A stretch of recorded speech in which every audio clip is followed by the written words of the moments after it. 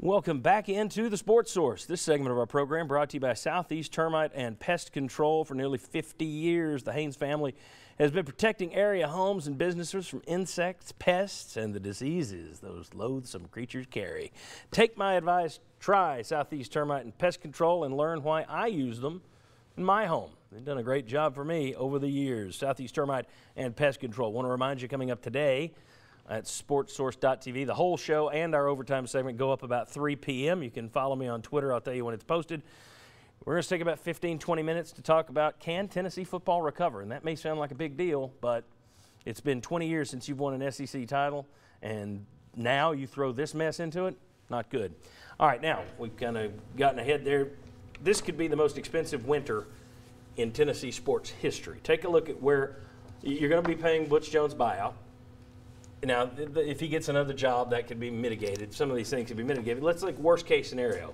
Butch Jones' buyout, all his assistants' buyouts, the new coach's exit fee if he has one, and Les Miles wouldn't, neither would Mac Brown. New coach's salary, new assistants' salaries, a possible settlement with Greg Schiano, possible settlement with John Currie, though they're trying to fire him with cause.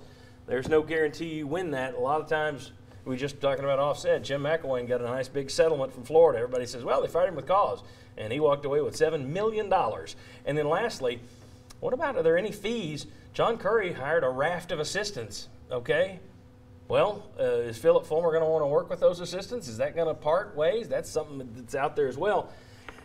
Jimmy, your thoughts on the two that are the biggest there? Greg Schiano, people say, well, it wasn't signed by everyone. That's going to be up for lawyers to decide. It will be. And the Currie thing, too. Well, it's going to cost you money just to pay the lawyers to settle it. So exactly. You got some fee right there. I do think there's going to be some type of a settlement. The deal that we've been told was $4.5 million for 6 years. And so that was what was signed by Currie. It was signed by Schiano. It wasn't signed by either the president or the chancellor. But I got to think for that to be signed, we haven't been able to find out if the president or the chancellor actually had verbally agreed to this before all heck broke loose. But yeah, I think they're going to end up paying Schiano a pretty significant amount.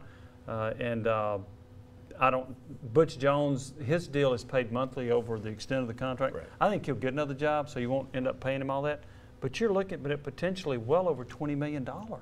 Well over $20 million for at once. And then you're talking about spreading a lot more over time. Yeah. Yeah. And that doesn't even include, all right, I didn't put Philip Fulmer's salary in there.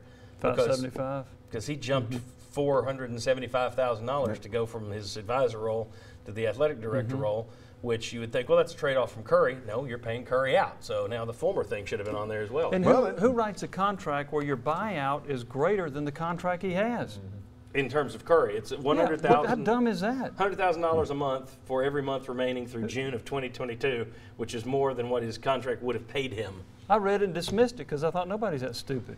Oops. Add into your expense report if the Haslams pull their money out, like we were talking about earlier. Yeah. See, and that's, again, you get back into the power. Oh, you want me out of here? How are you going to pay all these people off? I want my power back.